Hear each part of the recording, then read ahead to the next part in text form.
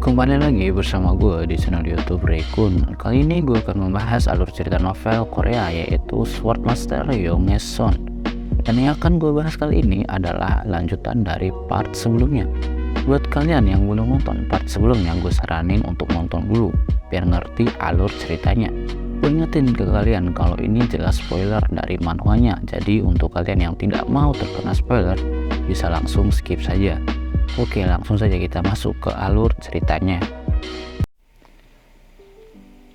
Setelah rencana mereka gagal, di sini Jin menggali ingatannya dari sebelum regresi, tetapi tidak dapat menemukan informasi apapun. Semua informasi yang dia ketahui tentang Myron hanya tentang kepribadian dan kejahatannya yang gila.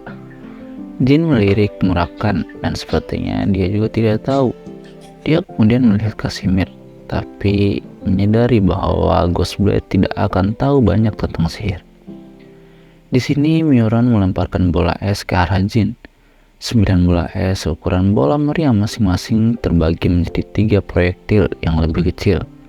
Jin dan Casimir mengalah ke samping, Murakan dengan akurat meninju satu persatu bola es tersebut untuk melindungi Dino. Murakan kemudian melihat pemandangan yang mengerikan. Jin, Casimir, dan Dino juga melihat kekejaman itu. Setidaknya 70% penduduk asli kolon mengalami putus pita suara karena dirobek lehernya. Casimir tidak bisa mempercayai matanya. Dengan amarah yang membara, dia memelototi Myron. Dino terus berteriak dan berteriak. Di sini Myron tertawa, namun itu hanya sesaat. Jin membeku, dan Myron tidak bisa membaca apapun dari wajah yang tanpa ekspresi itu. Meski begitu, Murakan bisa membacanya, emosi Jin dengan jelas, yaitu kemarahan. Tawa Myron berhenti, dan dia menatap Jin. Ini adalah pertama kalinya jantungnya berdetak begitu keras dan cepat. Sebuah firasat.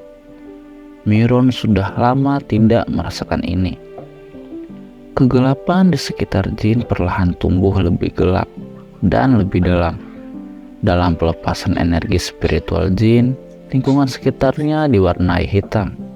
Kegelapan yang semakin dalam kemudian berkumpul di pedangnya.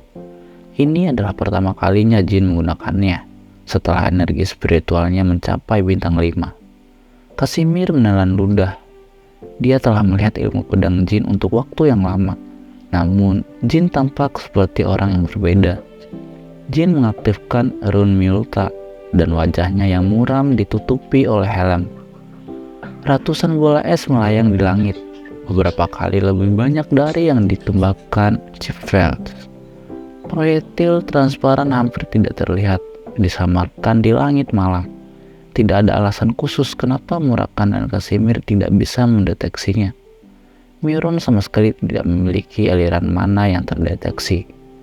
Jin yang merupakan penyihir paling berpengetahuan di antara mereka bertiga mengetahuinya. Setelah beberapa waktu deduksi, dia menyimpulkan bahwa Myron sedang mempersiapkan sesuatu yang jahat. Jin mengangkat kakinya dengan pedangnya yang dipenuhi aura. Kakinya seringan bulu saat dia menyerang Myron dengan kekuatan dan kecepatan yang luar biasa. Myron dengan panik melemparkan medan gaya dan menembakkan peluru es di dekatnya ke arah Jin. Namun proyektil es itu sia-sia untuk menghentikan Jin. Dalam sekejap mata, semua peluru itu hancur menjadi kristal es dan jatuh ke tanah. Myron dengan cepat menarik tongkatnya. Seketika dia telah merapal beberapa mantra tingkat lanjut. Jin tidak bisa membaca mana kali ini. 3 mantra dilemparkan. Mantra api bintang 7, penghalang api. Mantra es bintang 7, tembok es. Mantra angin bintang 8, Mystic Hellwind. Tidak banyak penyihir yang bisa mengeluarkan begitu banyak mantra dalam waktu sesingkat itu. 2 mantra pertahanan bintang 7 dan Mystic Hellwind adalah mantra ofensif. Mystic Hellwind adalah mantra yang menyihir ratusan bilah angin yang tajam. Mantra kejam dan brutal yang terkenal karena kemampuannya memotong musuh. Itu adalah mantra yang dinikmati Myron. Selain itu adalah mantra yang sangat kompleks. Berlari melalui proyektil es, Jin berhenti dan menutupi dirinya dengan energi spiritual. Myuron tersenyum sambil menghela nafas. Mantra itu mulai menggores dan merobek penghalang Jin, dan merasakan hawa dingin yang tidak menyenangkan. Myuron menoleh. Penghalang energi spiritual adalah pengalihan. Jin telah menunggu saat bila angin dibelokkan, menyebar dan menghalangi pandangan Myuron. Kemudian saat pandangan Myuron tentang Jin terhalang, dia dengan cepat pindah. Jika Jin tidak tahu tentang hal lain, dia tidak akan bisa melakukannya. Bahkan merapal mantra itu sendiri tidak akan bisa membaca waktu yang tepat yang bisa bereaksi terhadap Jin. Myuron terkejut dan dengan cepat menarik mantranya. Dia ingin berhenti membuang-buang mana dan fokus pada penghalang api dan esnya. Dia akhirnya mengetahui seberapa berat dan kuat serangan Jin. Saat pedang Jin mendekatinya, Myuron hanya bisa melangkah mundur dengan ekspresi kaget di wajahnya. Namun seiring dengan ekspresi itu muncul kegembiraan. Dia keluar dari medan kekuatannya dan membenturkan tongkatnya ke tanah. Proyektil es yang mengambang mulai berjatuhan, berakselerasi dengan kecepatan peluru. Di tanah tempat Jin berdiri, sebuah lingkaran sihir mulai bersinar. Sebuah jebakan. Murakan dan Kesimir tidak bisa menghentikan semua es yang jatuh. Memblokir ratusan proyektil akan jauh lebih mudah jika Murakan bisa berubah menjadi naga. Murakan berusaha menyelamatkan penduduk asli kolon yang membeku ketakutan. Jin tidak dapat berpartisipasi dalam penyelamatan karena perangkap sihir. Rantai mana muncul dari lingkaran sihir bercahaya di bawah kaki Jin dan melingkari pergelangan kakinya. Jin mengayunkan pedangnya untuk memotong rantai, namun tidak peduli berapa banyak dia mengayunkan pedangnya dan mematahkan rantai. Rantai baru muncul dan menahannya. Sini Myuron terus mengoceh, membanggakan mantra penyihir tingkat 7-nya. Sebelum Myuron menyelesaikan ocehannya, Jin melepaskan diri dari rantai itu. Dia meningkatkan energi spiritualnya lalu menyerang dan menghancurkan lingkaran sihir. Namun sekelilingnya masih bersinar dengan mana. Banyak lingkaran sihir tergantung di udara, jadi dia tidak bisa bergerak dengan bebas. Jin tidak pernah melawan seseorang di tempat dengan begitu banyak mantra. Myuron memutar tongkatnya ke udara dan jebakan lain diaktifkan. Kali ini seberkas mana terkonsentrasi ditembakkan di belakang Jin. Saat dia bersiap untuk melemparkan dirinya ke samping untuk menghindar, lusinan lingkaran sihir yang lebih kecil diaktifkan. Itu adalah mantra yang sangat dikenal oleh Jin, mantra bumi bintang 8, di mana objek apapun di dalam lingkaran sihir akan hancur dan terserap oleh tanah. Hanya ada 2 cara untuk menghindari mantra, mematahkan sihir dengan mantra yang lebih kuat atau melarikan diri dari area yang dikelilingi oleh lingkaran sihir.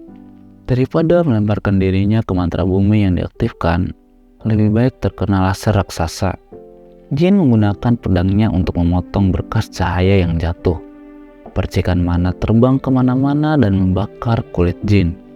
Saat dia akan keluar dari laser, lebih banyak perangkap erosi diaktifkan.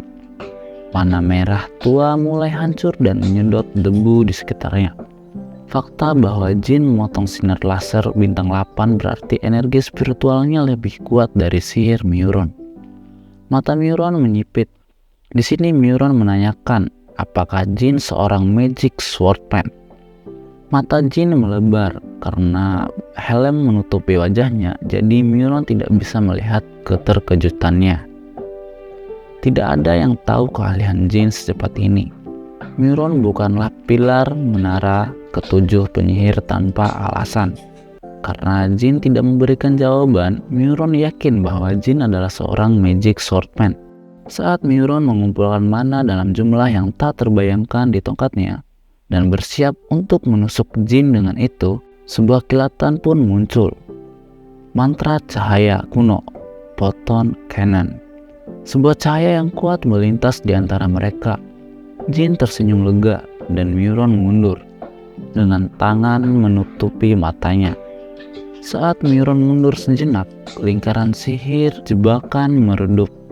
Proyektil es di langit hancur berkeping-keping. Jin kemudian mengayunkan pedangnya. Dia bertujuan untuk memotong Miron menjadi dua, tapi Jin hanya bisa memotong lengan kirinya. Miron menggunakan mana dan mengompres udara untuk mengubah lintasan pedang Jin. Lengan kiri Miron jatuh ke tanah, dan pusaran kabut gelap berputar di sekitar lukanya. Hal yang sama terjadi pada bahunya. Energi spiritual yang tersisa menggerogoti tulang dan dagingnya. Dia tidak terlalu peduli bahwa lengannya dipotong. Itu bukan sembarang keberanian. Dia menikmati pertarungan itu. Di sini Miron mengatakan kepada Jin bahwa dia menggunakan orang-orang asli kolon yang tak berguna ini untuk meningkatkan mana. Di sini Jin terkejut dan Miron menembakkan bola mana ke arah bangunan kecil. Strukturnya yang sudah rusak akibat jatuhnya es telah dilenyapkan. Itu adalah ruang bawah tanah tempat penduduk asli diseret. Debu mengendap dan memperlihatkan tumpukan orang yang ditutupi run. Tidak semuanya terlihat, namun itu pasti tujuan para korban Miron. Kesimir dan Murakan melihat pemandangan yang mengerikan itu dan menggelengkan kepala. Dino tampak tidak berjiwa dan merosot ke tanah. Di sini Miron terus mengoceh tentang penduduk asli kolon yang dibuatnya sebagai sumber mana. Namun tiba-tiba seorang wanita berteriak dan mengatakan itu semua bohong. Mananya tidak didapat dari orang-orang kolon, tapi dari pusaka suci milik penduduk asli kolon. Wanita itu pincang. Dia telah bersembunyi di dekat bangunan yang dihancurkan ketika dia terjebak di puing-puing bangunan. Nama wanita itu adalah Latika Tika Mamutika. Dia menggantikan Lausa sebagai vessel penduduk asli kolon. Namun karena dia bukan yang terpilih, dia tidak memiliki kekuatan ilahi. Dia hanya manusia biasa. Wajah Miron berkerut. Dia ingin melihat Jin menjaga tumpukan orang asli kolon dengan hidupnya, mengikuti hayalan mata pencaharian mereka. Dua api biru berkobar di mata Miron. Mantra penglihatan klan Jeffels, Gaze of Azure Flame. Jin telah mendengarnya dari tuannya di masa lalu, tetapi ini adalah pertama kali bagi Jin melihat mata tersebut. Teknik rahasia Jeffels memang berbahaya, tapi Gaze of Azure Flame adalah yang paling menyebalkan. Jika diarahkan pada Jin, akan menelan Jin dalam api biru yang tidak bisa padam.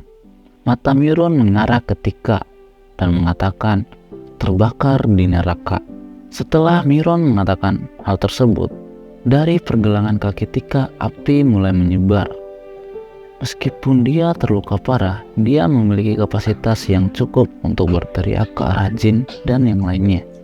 Namun saat api biru membakar kulitnya, rasa sakit itu tidak dapat ditanggung oleh manusia normal. Tika jatuh ke lantai dan mulai kejang. Matanya berputar ke belakang. Dia berjuang untuk bernapas karena rasa sakit luar biasa yang bergema di seluruh tubuhnya. Setelah setiap otot berkontraksi, Miron tidak puas dengan kesengsaraan Tika yang menyakitkan. Jin berlari menuju Tika. Jin menyatukan tangannya untuk mengumpulkan cukup mana dan membuka portal dimensi. Robekan besar di luar angkasa muncul di sebelah Jin. Di antara celah itu muncul sayap biru yang menyala. Setiap kali mereka bergerak, angin panas menyebar kemana-mana. Miron tidak bisa mempercayai matanya. Ia mengedipkan matanya perlahan berkali-kali dan mengatakan, "Kau memanggil Tess, legenda impian setiap penyihir." Penyihir klan Jeffels sangat kecewa karena mereka tidak bisa membuat kontrak dengan Tess. Karena menjadi pemilik Tess berarti menjadi penyihir terbaik di zamannya. Jin tersenyum segera setelah Tess dipanggil. Dia yakin bahwa Gaze of Azure Flame Jeffels tidak akan memiliki peluang melawan True Blue Flames. Tess menundukkan kepala ke tubuh Tika yang terbakar. Setelah sedetik, mereka mengembuskan napas berapi-api. Seketika api biru di pergelangan kaki Tika padam. Bekas luka bakar juga menghilang, seolah-olah tidak ada nyala api. Kekuatan sebagai penguasa api. Tes bisa membuat luka yang disebabkan oleh tiruan api biru yang menyedihkan itu tidak pernah ada.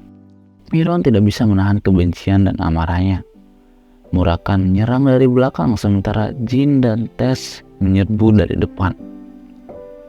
Darah mengalir deras ke otak Miron. Pembuluh darah terlihat di dahinya. Miron mulai membaca mantra yang katanya sebagai teknik rahasia, dan itu mantra kegelapan. Mirip dengan mantra cahaya, itu terhapus dan dilupakan dari muka planet ini. Mantra kegelapan tidak dapat ditemukan dalam satu buku tebal atau buku magic. Orang mengira itu hanya tradisi lisan. Tess meniupkan api dengan tekanan besar ke Miron.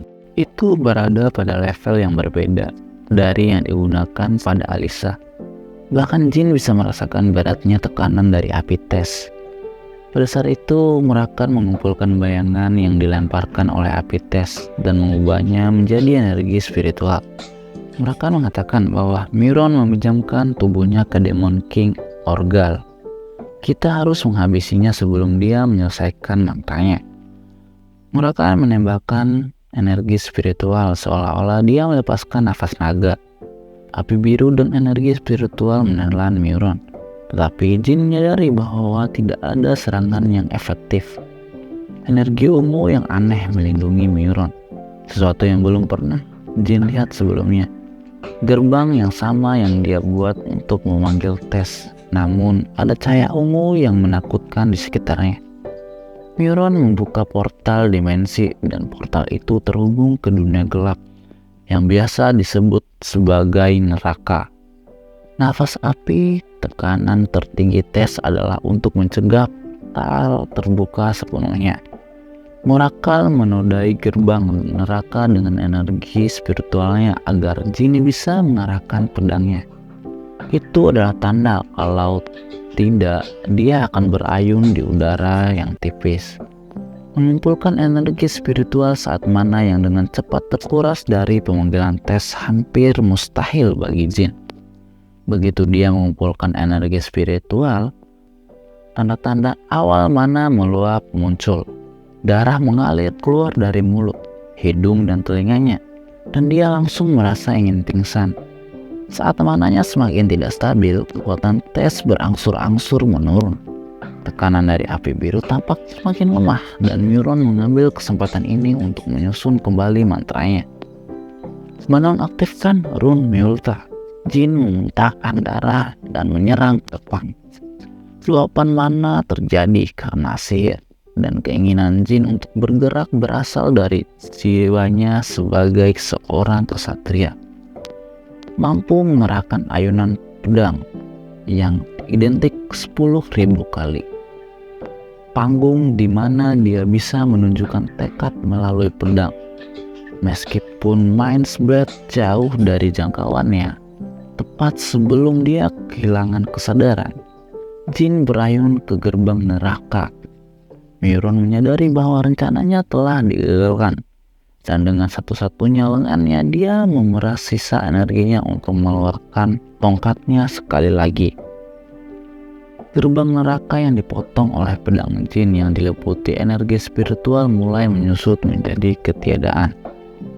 Jin jatuh ke tanah, wajahnya berlumuran darah, tetapi dia tidak mengalami luka parah. Murakan dan Casimir dengan panik berlari ke arahnya, dan Tess memadamkan api. Perempuan X perlahan memudar dan menghilang sambil menatap Jin dengan cemas. Murakan menunjuk ke arah Miron yang gagal merapal mantra terakhirnya. Dia mati karena api Tess, tetapi tampaknya berdiri dan mati tanpa emosi tidak cukup baginya. Bahkan dalam kematian, Miron memiliki senyum menyeramkan di wajahnya. Dino dan Tika serta semua yang selamat lainnya mengepung Jin. Casimir mengeluarkan obat yang dibawanya. Dia telah membawa banyak obat mewah untuk panasnya pertempuran. Sayangnya tidak ada yang bisa membantu Jin. Di sini Tika berkata kepada Murakan, mungkin ada obat di ruang bawah tanah Miron. Katanya Miron menangkap beberapa unicorn saat mabuk. Laboratorium penyihir biasanya memiliki banyak item untuk eksperimen. Hal itu terutama berlaku untuk lab milik darah murni Chief Fell. Seseorang akan dapat menemukan banyak sekali senyawa aneh di sana. Murakan berlari menuju bangunan yang hancur dan mulai mengocok puing-puing bangunan itu. Dia menemukan lemari yang hampir tidak utuh dan membuka kuncinya. Tanduk unicorn besar memenuhi matanya. Dia menghancurkannya seolah-olah bukan apa-apa, lalu menyelipkan bedak itu dalam mulut Jin. Tubuh Jin mulai tersentak. Jin memuntahkan darah merah tua. Tanduk unicorn adalah yang terbaik untuk menangani luapan mana. Namun, jika konsumen berada di atas bintang 7, maka itu tidak efektif. Di sini Jin mulai membaik dan mendapatkan ucapan terima kasih dari Tika dan penduduk asli kolon lainnya karena telah membebaskan mereka dari klan Zevels. Hanya ada sekitar 30 penduduk asli yang tersisa, sekitar 20 meninggal karena proyektil es Muron, dan 150 meninggal setelah dibawa ke ruang bawah tanah dan dilakukan eksperimen oleh Muron. Oke, untuk part kali ini gue udahin sampai di sini aja, dan di part selanjutnya kita akan lanjutin pembahasannya. Jadi untuk kalian yang belum subscribe, langsung subscribe ya guys, biar gue lebih semangat untuk upload video selanjutnya. Dan jangan lupa nyalakan loncengnya agar kalian dapat notif di setiap video terbaru gue. Oke, see you and goodbye.